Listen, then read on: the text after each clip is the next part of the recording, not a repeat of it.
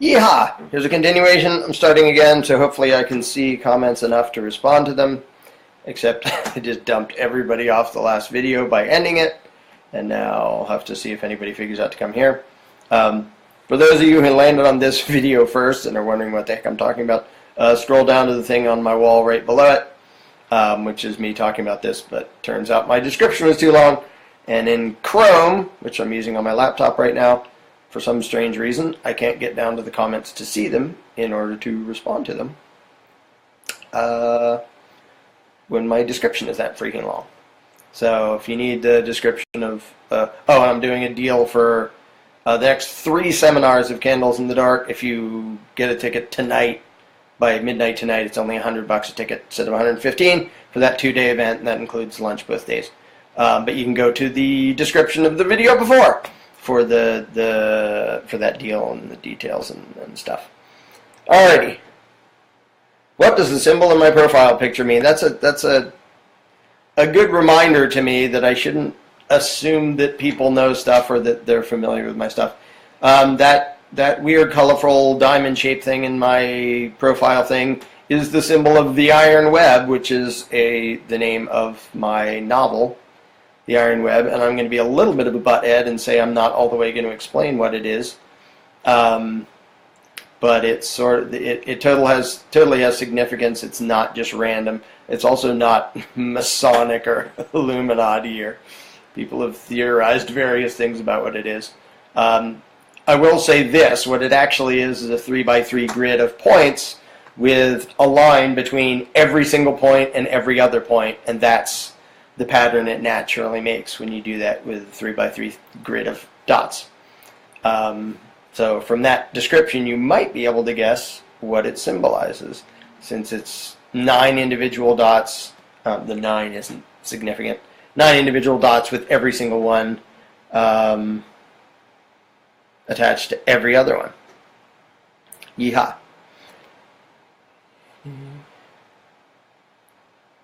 Do I record these workshops? No, I intentionally don't. The Candles in the Dark. I do want to, a thing I was planning on doing, but failed to do it at the second one in Redlands, California, was record the first 2 little chunks and post them as videos. I will be doing that at some point with one of the upcoming ones, but for the rest, you have to be there to get the whole thing. And a lot of it is, the back and forth. A lot of the value in being there is the back and forth. There's also just being surrounded by people who don't want you enslaved, which isn't that relevant to the point, but it's sort of a fun thing that most of us don't usually experience. But if as soon as it's in the digital realm, it can't be improved, it can't be finalized, and people would just share it around, and then I would lose money even more doing them. I totally lost money on the first 2. Yay! Hopefully I won't on the next 3.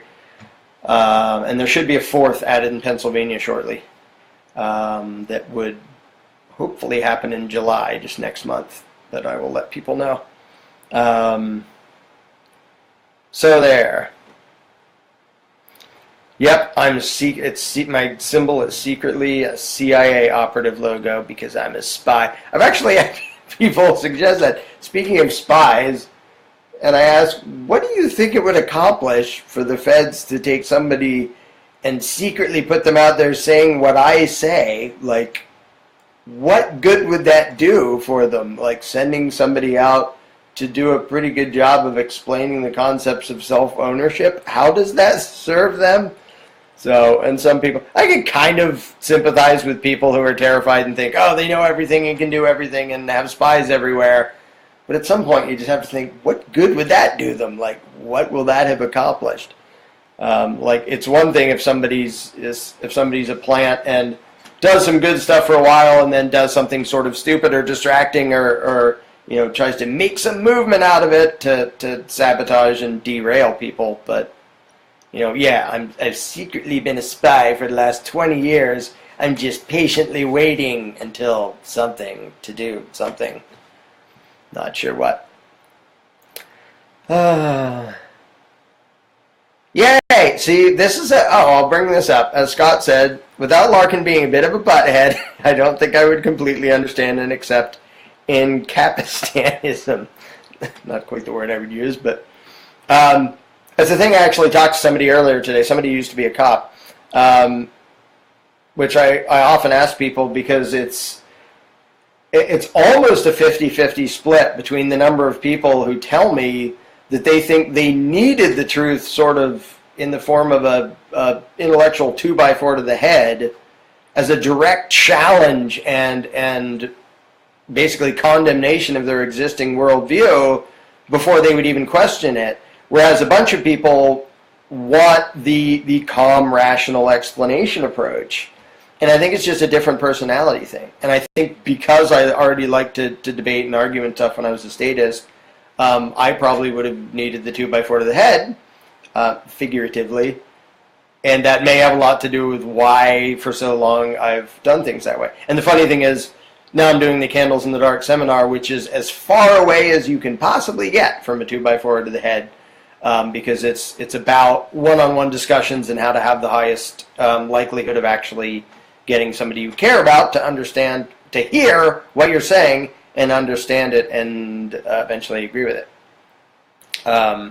So it's sort of funny because as much as I argue and debate and stuff, Candles in the Dark is all the way in the other direction, pretty much as far as you can get. Somebody asking about the whole lesser of two evils. Well, the this politician is different thing, that's just, if people want to keep falling for that, like, all right, let me know when that actually works. But the lesser of two evils thing that a bunch of minarchists do, it's sort of like all I can do is resort to the principle and say, well, there's a couple of approaches. One is to say, well, so you mean to tell me if they ran Hitler against Stalin, you'd still vote for whichever one you thought was slightly less bad or something? So they can get you to vote for a complete authoritarian tyrant as long as they run somebody slightly worse against him. Like, well, how well do you think that's going to work to society if that's the basis of how people think about it? Like, well, of course I'm going to vote if there's anybody slightly worse than the other candidate. Well, then they're going to keep giving you more and more slightly worse candidates.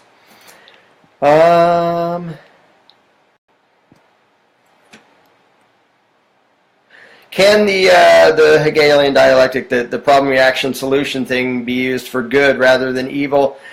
I don't like it. It's funny because in learning about psychology and sort of mind control and persuasion and propaganda, early on I sort of made up rules for myself, like, because I bet I could use, deception and manipulation in favor of freedom.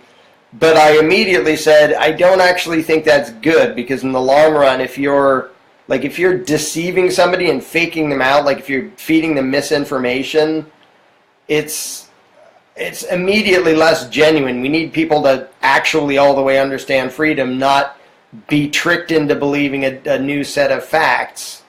And so I've always, I made up that line for myself is, I don't mind using an understanding of psychology, which is a lot of what Candles in the Dark does, but I don't ever want to use, and at some point you could call that manipulation. Like, I'm going to explain a thing in a way that you're way more likely to hear it than if I had worded it this way. Well, I guess you could call that manipulation. To me, if there's not deception involved, and if you're not trying to control the person, you're actually trying to free them with your words, you're trying to get them to see something and make it their own, then the rest of like how you do it and how you the spin and the propaganda, which usually has a negative connotation, I'm all in favor of all of that, as long as you're not actually like deceiving them or trying to control their brains. You're actually trying to free their brain. So I already forget what the beginning of that was. Now the comments jumped away. Yeah, I know Mark Passio. I've had the pleasure of meeting him on a few occasions. I don't keep that close tabs on what anybody does. I only just barely keep that close tabs on what I do. I don't remember hearing anything from Mark that I actually disagreed with. And I've heard a bunch of his stuff that I really liked. So that's my somewhat vague review. But yeah, I really like a bunch of stuff that I've seen Mark Passio do. Come to South Africa. How many shots do I need to get so I don't die of some mosquito biting me? But that would be cool someday to go to Africa, but probably isn't going to happen soon. The open borders thing. I actually think it doesn't. I should do a completely separate thing about that. Sorry, Paula. I should do a totally different Facebook Live, because that's another can of worms that's been opened several times. In the long run, no, I don't think open borders actually helps the ruling class, even though bringing in certain people or allowing them in does help certain pieces of the ruling class. But there's Greg. Oh, way to support my work. I will put the... Oh, well, in the description of the video before, there's a PayPal and a Bitcoin address. You could also use that for donations. I also have a Patreon account that I suck at promoting. I will throw in a comment under this one, giving a link to... Or I'll add it to the description of this video after the video's done, a link to my Patreon account. Because, I mean, if a number of people donate a whole $1 a month, that actually helps. And a bunch of people are, and that way, because like the main thing I'm working on, other than main two things are Candles in the Dark and the mirror. The mirror, when it's done, gets given away to the whole world for free, and so the more people can fling support at me, the more I can work on that without having to do other things like tree work. Yesterday, I was climbing around 30 feet up in a tree without a ladder or a rope, hacking down big branches, because that's what I've done for years and years.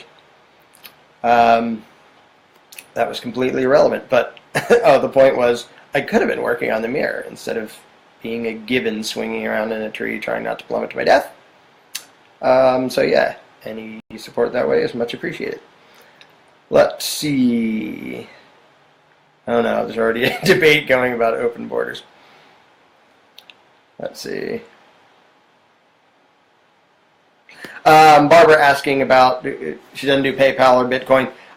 If you can email me at larken@larkenrose.com, I can make almost anything work. It doesn't have to be through the, through the system.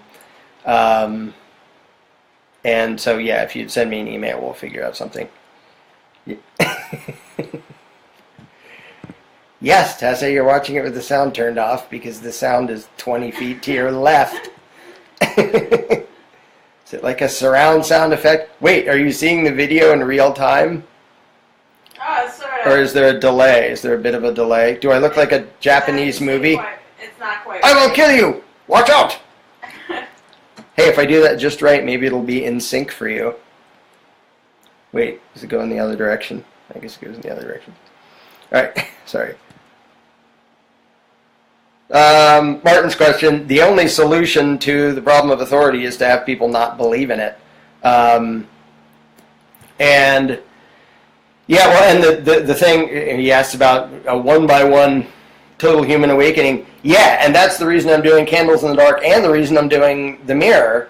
Candles in the Dark, teaching other people the most effective way to spread these ideas on a one-on-one basis, because I've done this before, showing the graphics of how if you double the number of voluntarists every year, in like 10 years, it's the whole world. People go, that can't be right. 1, 2, 4, do the math. It actually is. Or it's the whole country in 10 years and the whole world in 5 more or something. And the purpose of the mirror is it will do, I think, a better job than anybody, including myself, can do, even in a one-on-one discussion, but it'll still be months till that thing's done. But yeah, I ultimately think the end of all authoritarian violence is just doing away with the belief, and that's going to happen mostly in little one-on-one discussions. Yeah, you can have videos and you can have books, and like I'm really dang proud of my book, The Most Dangerous Superstition, and lots of people have told me that it changed their life. If you haven't read it, I highly recommend you do. Oh, and lots of libertarian and anarchists have told me I didn't think I was going to learn anything new from it, but this suddenly made it so much more clear. So I'm really proud of my book and stuff, but any of those one-directional, videos or lectures or talks or books or whatever, They only work if somebody decided to be in front of them, or decided to read them, or decided to expose themselves to it. So I think a lot of the world, it's going to take those one-on-one discussions, and most anarchists I know aren't really that good at tiptoeing around human psychology to get the other person to actually hear and understand. Even if the anarchist totally understands the issue and can explain it, and then they wonder why the other, they're pulling their hair out, because like, why does this other person not understand this? This is so bleeding obvious. And that's what Candles in the Dark is about, is, okay, you already understand the concept and the philosophy, and you already know how to explain it. Now you're just wondering why the hell nobody can hear it. Well, this explains why nobody can hear it and how to actually get them to hear it by understanding psychology and using the patterns of how the human brain works, which a lot of the time are not at all rational or particularly useful, to actually get the message through. But yeah, a lot of it is just going to be one-on-one discussions with people slowly giving it up. Why do I continue to comment on the political circus? Well, I only do in the context of making fun of it so people stop believing in it. Like, it's not like, this particular candidate is so horrible, we gotta vote somebody else in. Like, when I harp on it, it's usually because some group actually thought this candidate was going to be something different. And then what happens is I bash one candidate for being the same, and whoever supports that said, well, why didn't you bash the other one? And I point out, I totally did bash the other one. I bashed the whole institution and the whole notion of it. So, let's see.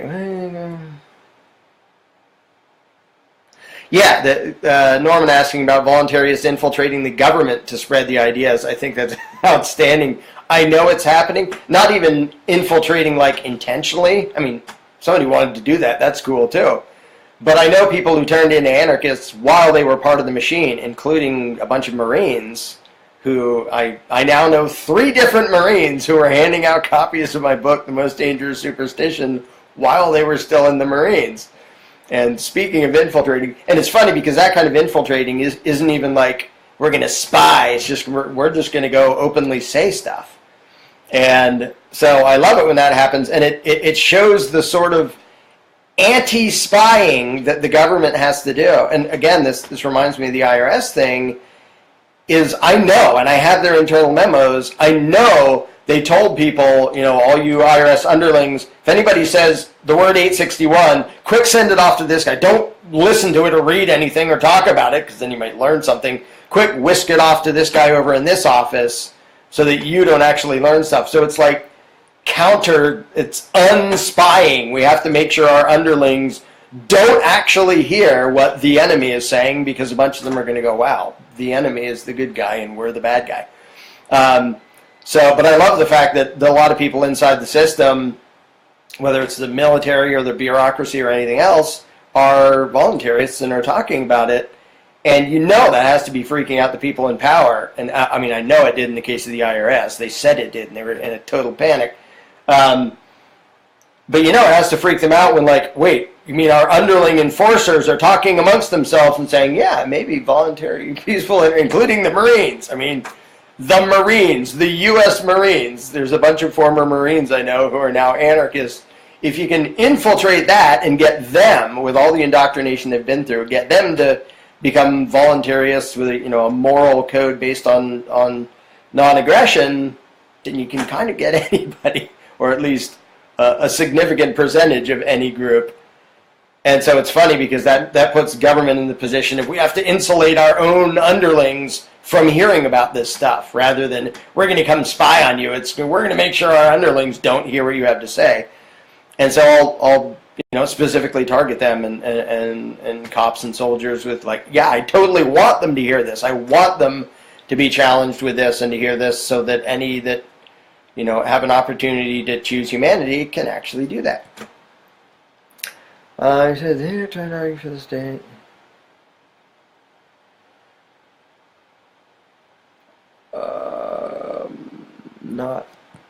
I don't quite know what the context of that was. My borders don't understand livestock management. Again, I'll do that in a separate thing.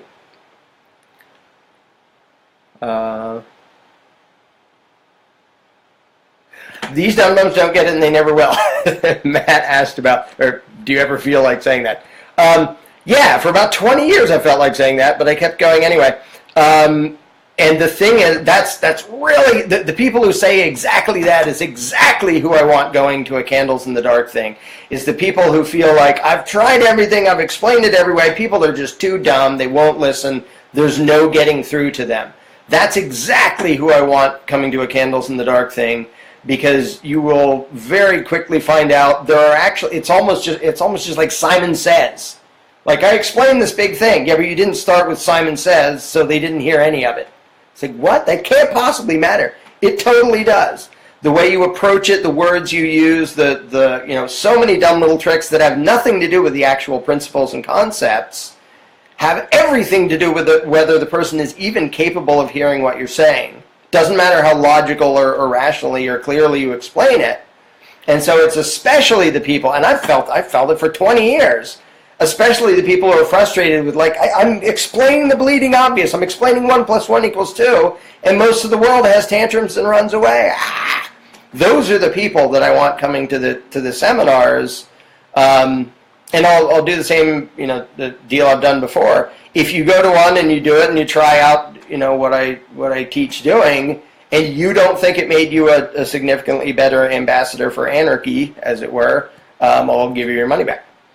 Because it's, when you're sort of, this will sound pompous and I totally don't care, when you're in a group of people that likes to be intellectual and think about concepts and philosophize, and you try to base your beliefs on logic and evidence, and you go out and talk to the rest of the world, and it seems like they all the way don't care about logic and evidence, it's easy to become an elitist where you just think they're too dumb to ever understand. The human livestock is just dumb as wood, you can't get through to them. And that isn't true. There are ways to get through to them. The thing is, you can't talk to them as if they are an objective intellectual, because almost nobody, including me and including you, almost nobody is actually objective and actually able to consider things without a bias and without bogus assumptions and stuff. But there are ways to get past that anyway, without triggering all the weird things that makes their brain shut down and their mind screech to a halt. So yes, to continue on Matt's question, yeah, it is pretty dang exhausting. And I've been doing it for 20 years, so I know just how exhausting. But along the way, I've learned little things about things that actually makes it work. La-dee-dee, whoops. What's the time frame for the mirror to be completed? I have no freaking idea. And right now I'm working on the Candles in the Dark. I'm working on both at the same time. It will still be months, but a bunch has been done. I should just do an update on that sometime instead of explaining it all over again. The two huge parts are writing this gigantic flowchart script. The direction it goes depends on how they answer questions, and then doing the actual animating, and a whole bunch of both is done. But I don't yet dare to even guess a release date.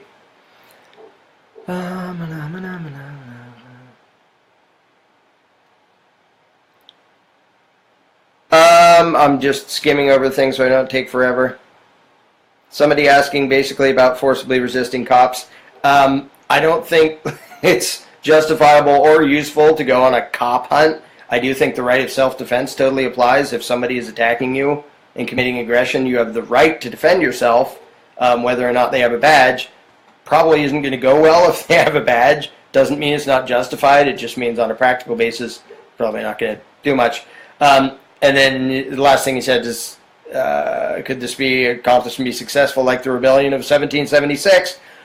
Not to be a party pooper, but the American Revolution was an utter failure. It led to less personal freedom than existed under British rule. And that's not to say that resistance isn't justified, but it's a perfect demonstration of how what matters is the revolution of the mind. It's what people believe in. And if you knock over one regime and the people still believe in authoritarianism and statism, they're just going to build another one. And in the case of King George, he wasn't anywhere near as bad as what the limited democratically elected constitutional republic very quickly became under the Constitution. So yeah, they threw off one tyrant and then they very quickly built worse tyrants closer by. And so it's an illustration of how the battle that matters is about ideas, even though, yes, everybody has the right to defend themselves from aggressors, including official aggressors with badges, although on a practical basis, that often doesn't go well for the one being aggressed against. Do I think doubling the number of voluntarists is feasible without violating the NAP? Yeah, I'm not sure in what way violating the NAP would help make more voluntarists, unless you just mean exterminating statists, which definitely would not be justified or moral in any way, and B, it wouldn't have a good effect on the PR and public perception of what voluntarism is. We live in peace, and we're going to go exterminate anyone who doesn't. Wouldn't exactly work. Yay! Oh, some Missouri city dissolved their police department. Yay. Oh, there's some town in Indiana. I'm not sure if this was a really recent story. Some town in Indiana, all the cops just quit. And it was sort of encouraging. It was like, because they refused to do something immoral. I was like, yay, that's so cool. And then I looked at the story, and it wasn't they were refusing to rob and beat people up for victimless crimes. It was like they didn't want to spy on the councilman from the next township over or something. So they wouldn't go against other masters. They don't mind stomping on the subjects. Yeah. Let me see. I guess I don't want to babble on forever here.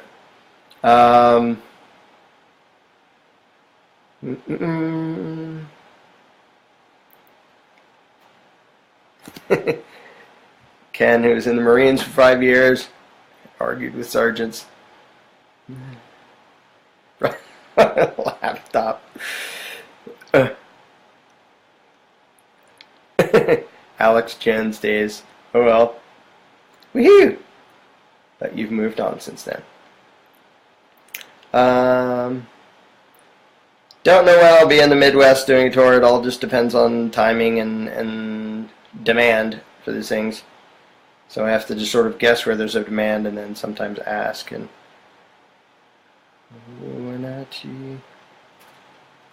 Parker, I don't know where Wenatchee is. I am doing one just north of Seattle. The likelihood of me doing another one in Washington State is slim to none in the next billion years. Hopefully you can get to, Marysville. And I give this specific address to people who actually bought a ticket. But it's maybe 20, 30 minutes north of Seattle in Washington State. But wherever Wenatchee is, the likelihood of me getting closer to you than the one I'm already doing in Washington is slim to none.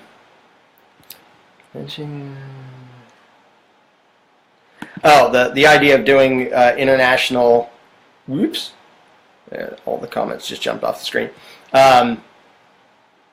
Yeah, the thing for doing international Candles in the Dark seminars, it would just depend on, I have to know I'm not losing money because I already don't have money to lose, and I already lost money on the first two. Yeehaw. So basically it would take a big chunk of money to make sure that I'm not freaking losing money going to somewhere else in the world to do it, which is a fairly huge undertaking. And some of that is just about the demand. Like if I know, hey, if you do one here, then there's 40 people who would totally sign up and buy tickets, then that covers a lot. But I can't just say, well, I'm going to do one over there and hope I sell enough tickets to break even. Like I've done that for too long and I'm too damn broke. Yeehaw. Yeah, there is the thing David mentioned.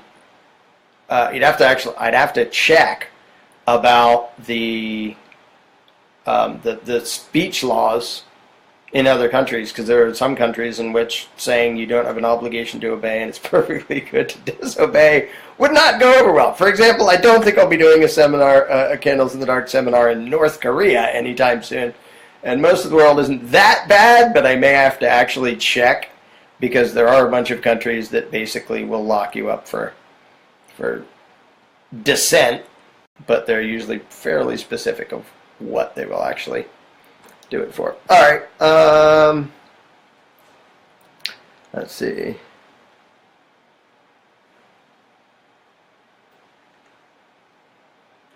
Yeehaw. Yeah. Jason bringing up that, yeah, Facebook totally squelches my stuff. Instead of infiltrating or shooting me, just have somebody messing up. When in Florida, I don't know. Florida's pretty dang likely. I just don't know when yet. There isn't one scheduled yet. Good place to be in the winter, but I don't yet have a venue there or a scheduled time. 2 hours happen for it to be worth your while. John asks, how many people have to happen? My brain is starting to melt down. I think we're going to max out at 60 people, but if there's 30, it usually makes it worth it. Depends how far I have to travel and whether somebody's donating the venue. The next 3 are private property that people said, or no, 2 of them private property, 1 of them in, where people are letting us use that place, and that makes it cost thousands of dollars less. So it depends in part on what the venue is, and then on how many people will be there. For example, I don't know how many voluntarists there are in all of Brazil put together. That'd be really cool. I've always wanted to see the Amazon jungle and or river and not get eaten by strange species, but that would be fun. The one in Marysville, Washington is actually, you can buy tickets if you go to the video before this until midnight tonight. They're cheaper, and you can do it by PayPal or Bitcoin there. The Marysville, Washington one, if I can remember anything, which I never can, August 12th and 13th, which is a Saturday and Sunday. It's a 2-day thing. If you go to larkenrose.com and go to the store, you'll see seminars, and you'll see those listed there now. But to get the special price, go back to the video before this one, and it gives the link for how to do it by PayPal or Bitcoin. Free venue in Brazil. It sounds tempting. Still a matter of getting there. So, but yeah, if I thought there'd be a number of people who would go there, I would start figuring out how to schedule it. So I guess that's it. I will bail off and then go respond by text to various comments. Hopefully I got most of them. Yeehaw. Oh, and it's past 5 o'clock. Holy smokes. Chaos and mayhem. It's anarchy.